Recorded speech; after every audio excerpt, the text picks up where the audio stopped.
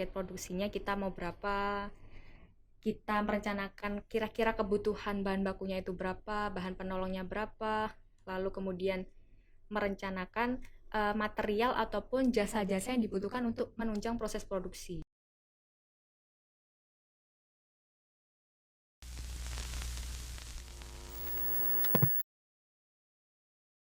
Ya, halo semua. Balik lagi ke podcast Petrokimia Gresik. Perkenalkan, saya Risa Ananda Putri, selaku moderator di sini. Dan pada kesempatan kali ini, kita kedatangan tamu yang luar biasa, yaitu Mbak Soya. Halo Mbak Soya, apa Iya, kabar? halo Risa, selamat siang. Iya, siang Mbak. Mungkin sebelum masuk ke acara intinya, Mbak Soya bisa perkenalan diri dulu. Oke, terima kasih sebelumnya sudah diundang di podcast yang sangat inspiratif ini, semoga. Perkenalkan, nama saya Nida Suroya, tapi biasa dipanggil Soya. Saya di Petrokimia Gresik ini bekerja di Departemen Perencanaan Produksi dan Pengelolaan Energi, tepatnya di unit Rendal Produksi Pabrik 3.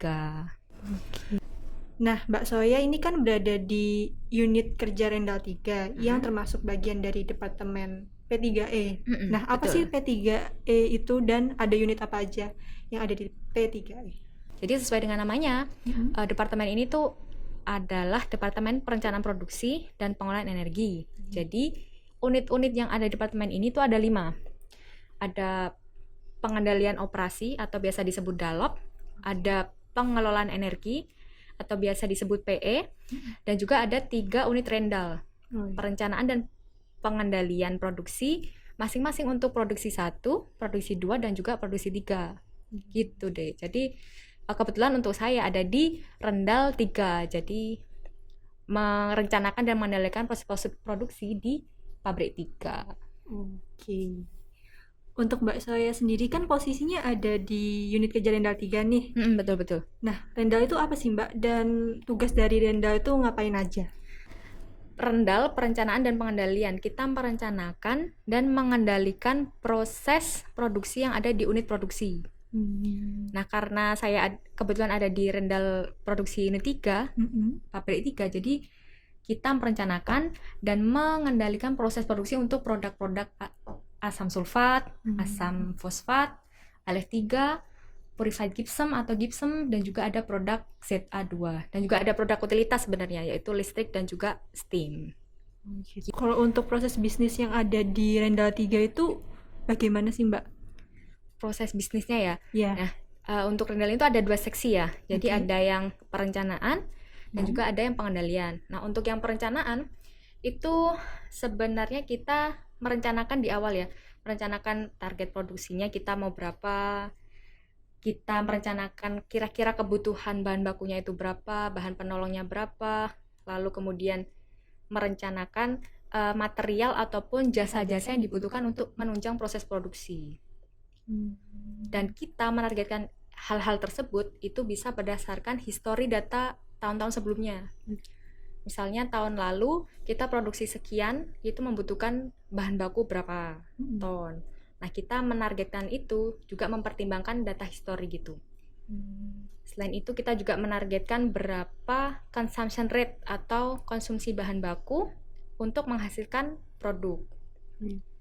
Selain itu, untuk perencanaan itu juga ada mengatur anggaran di unit produksi tersebut. Misalnya tadi kan kita butuh jasa nih. Nah, jasa itu kan harus ada anggarannya.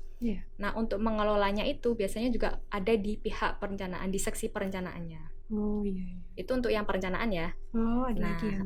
jadi mostly perencanaan itu pekerjaannya lebih kalau nggak di awal dan mungkin range berapa bulan sekali gitu. Nah, tapi kalau yang pengendalian itu sifatnya itu lebih continuity, lebih kontinuitas berkelanjutan tiap hari gitu. Namanya kan pengendalian ya. Iya. Jadi kita mengendalikan proses produksi itu istilahnya mengontrol rutin lah. Jadi kalau untuk proses bisnisnya itu ada kita membuat laporan rutin seperti laporan harian, laporan bulanan, kemudian nanti ada laporan tahunan. Kita juga ada mengevaluasi penyebab atau mengevaluasi performance pabrik. Yang namanya pabrik kan ada stream days, ada dia beroperasi, ada dia downtime atau tidak beroperasi ya. Nah, itu kita juga menganalisis penyebabnya nih. Kira-kira misalnya dia banyak downtime atau banyak tidak beroperasi, penyebabnya itu apa aja sih? Oh, Gitu. gitu. Kalau untuk alur mendapatkan data-data untuk membuat laporan itu bagaimana sih Mbak? Dari mana aja? Nah, karena kita mengendalikan proses produksi ya, Ya. jadi sebagian besar data yang kita dapatkan itu juga dari unit produksi. Kalau dalam hal ini kita berarti dari unit produksi 3A dan juga 3B karena kita kan ada di Rendal 3 ya.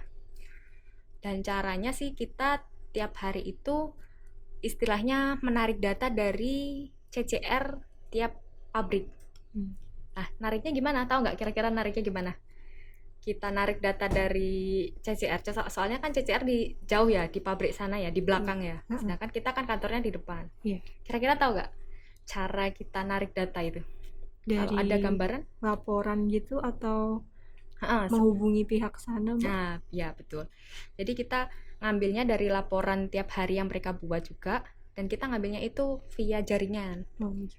Tapi kalau misalnya ada trouble atau apa, kita kadang juga minta dikirim via WA atau via email, atau kita juga bisa menghubungi ke sana ini via telepon ekstensi gitu. Gitu. Kalau untuk cara penginputan administrasi di Rendal itu seperti apa sih Mbak? Dan apakah ada metode-metode khusus kalau penginputan di Rendal gitu administrasinya? Kalau penginputan khusus nggak ada sih ya, Dek.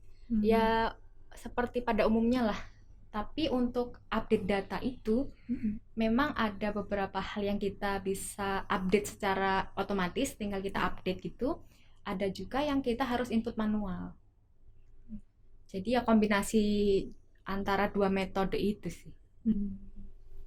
Kalau untuk laporannya tuh laporan apa aja yang dibuat oleh Rendal itu sendiri? Kalau laporan yang dibuat banyak ya.